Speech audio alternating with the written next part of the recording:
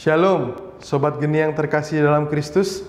Salam jumpa lagi dalam Renungan Harian Senin 12 Juli 2021, Pekan Biasa ke-15, dengan tema Yesus Tujuan Hidupku.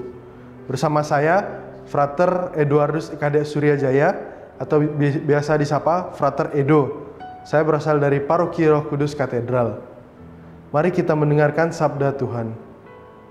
Inilah Injil Yesus Kristus menurut Matius. Pada suatu hari, Yesus bersabda kepada ke-12 muridnya, "Jangan kalian menyangka bahwa aku datang membawa damai di atas bumi. Aku datang bukan untuk membawa damai, melainkan pedang. Sebab aku datang untuk memisahkan orang dari ayahnya, anak perempuan dari ibunya, menantu perempuan dari ibu mertuanya, dan musuh orang lain seisi rumahnya. Barang siapa mengasihi bapa atau ibunya lebih daripadaku, ia tidak layak bagiku. Dan barang siapa mengasihi putranya atau putrinya lebih daripadaku, ia tidak layak bagiku. Barang siapa tidak memikul salibnya dan mengikuti aku, ia tidak layak bagiku. Barang siapa mempertahankan nyawanya, ia akan kehilangan nyawanya. Dan barang siapa kehilangan nyawanya demi aku, ia akan memperoleh kembali. Barang siapa menyambut kalian, ia menyambut aku.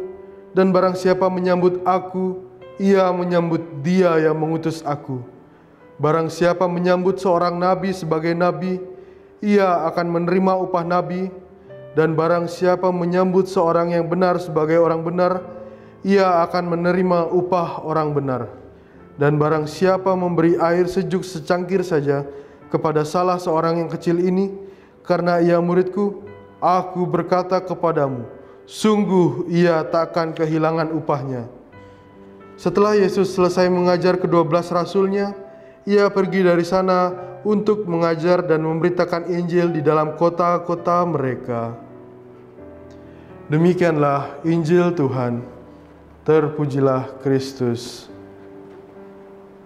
Saudara Geni yang terkasih, baru saja kita mendengarkan Injil yang kalau kita dengar tuh rasanya seram sekali ya. Yesus datang bawa pedang, bawa pemisahan. Mungkin kita dalam benak kita berpikir bahwa kok Tuhan tuh jahat ya, justru bawa gini, bukannya Tuhan tuh selalu membawa damai. Nah, mari kita renungkan apa makna pedang yang dibawa oleh Yesus dalam Injil hari ini. Pedang memiliki fungsi untuk memisahkan, untuk membelah, untuk melepaskan satu ikatan tertentu. Pedang menjadi simbol pemisah. Dalam Injil hari ini disebutkan yang akan dipisahkan adalah anak dengan orang tuanya, menantu dengan mertuanya. Mungkin bagi kita seram ya. Apa sih maksudnya? Kok kayak gini Tuhan ya? Nah, dalam Injil hari ini mungkin agak beda kita mendengarnya. Tapi sejatinya yang dimaksud bukanlah semata-mata perpisahan itu. Yang dimaksudkan Kristus dalam Injil hari ini ialah perpisahan antara manusia dengan kelekatan manusiawi. Dalam hal ini orang tua, saudara-saudari, mertua, itu disimbolkan sebagai suatu ikatan duniawi, kelekatan-kelekatan duniawi. Dalam hal ini, Yesus memanggil kita untuk berani lepas bebas. Dalam artian bahwa manusia nggak terikat satu dengan yang lain, terikat pada suatu hal tertentu, sehingga melupakan Kristus sebagai tujuan hidup manusia. Dalam hal ini juga, Yesus mengajak kita untuk berani lepas dari segala ikatan, sehingga kita berani melayani Tuhan dengan sepenuh hati. Perlu diingat bahwa manusia memiliki yang namanya tujuan hidup. Tujuan hidup manusia adalah memuji dan memuliakan Tuhan. Perlu dicatat baik-baik. Tujuan manusia harus menjadi pedoman hidup kita. Dalam hidup keseharian kita, kerap kali mungkin dengan kelemahan kita lupa tujuan hidup kita. Kita berjalan tanpa arah, kita mengandalkan hal-hal lain, bahkan kita menciptakan Tuhan-Tuhan yang lain. Mungkin kita menyembah handphone, menyembah kenikmatan-kenikmatan yang lain, sehingga kita lupa siapa sebenarnya atau apa sebenarnya tujuan hidup kita. Kemudian dengan hal tujuan tersebut, manusia beriman, kita sebagai orang beriman, juga memiliki yang namanya sarana dan tujuan. Yang pertama tadi, tujuan itu tidak ada ubahnya. Jadi tujuan manusia adalah tujuan hidup manusia adalah memuji dan memuliakan Tuhan. Jadi Tuhan adalah tujuan dari segala tujuan hidup manusia, tidak ada yang lain. Maka dari itu kita perlu sekali segala sesuatu yang kita lakukan tujuannya ialah Tuhan. Yang kedua, kita memiliki yang namanya sarana. Sarana ini kita gunakan untuk mencapai satu tujuan. Dan tujuannya tadi seperti yang sudah dibilang tadi. Sarana itu seperti misalnya pengalaman-pengalaman, situasi dan kondisi, segala sesuatu yang ada di sekitar kita. Itu adalah sarana untuk kita menuju Tuhan, menuju Yesus Kristus. Namun kerap kali dalam keseharian kita membolak-balikkan itu. Kita menjadikan sarana sebagai tujuan. Kita menjadikan tujuan sebagai sarana.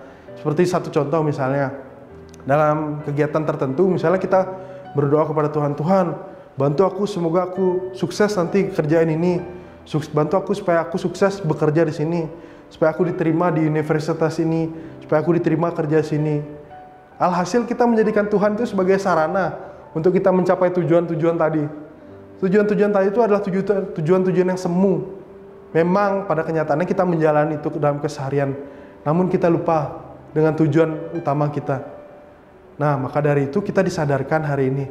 Ayo kita berani berubah, menjadikan tujuan utama kita tetap menjadi tujuan utama. Jangan kita jadikan sarana.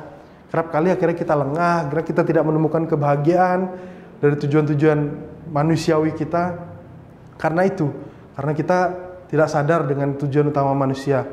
Maka dari itu kita diajak untuk senantiasa mengingat tujuan hidup kita, kemudian kita ditantang sejatinya untuk menemukan Tuhan dalam segala sesuatu yang kita jumpai di sekitar kita. Mungkin ada sanak saudara kita di hadapan kita, mungkin dengan berbagai pengalaman, berbagai teguran misalnya dari orang, anggaplah itu sebagai Tuhan yang hadir. Kita harus menjadikan segala sesuatu yang ada di sekitar kita sebagai wujud Tuhan yang hadir dalam diri kita, dalam keseharian hidup kita, dalam sejarah hidup kita. Semoga dengan demikian kita makin menyadari bahwa Tuhan selalu hadir di tengah-tengah kita, Tuhan selalu melindungi kita, menjaga kita, sehingga kita dapat senantiasa menjadi murid Tuhan yang baik, menjadi orang yang baik, sehingga kita juga bisa membagikan sukacita yang kita peroleh kepada sesama di sekitar kita. Semoga demikian renungan hari ini, semoga ada buah-buah yang bisa kita ambil dari renungan hari ini. Semoga demikian, sampai jumpa.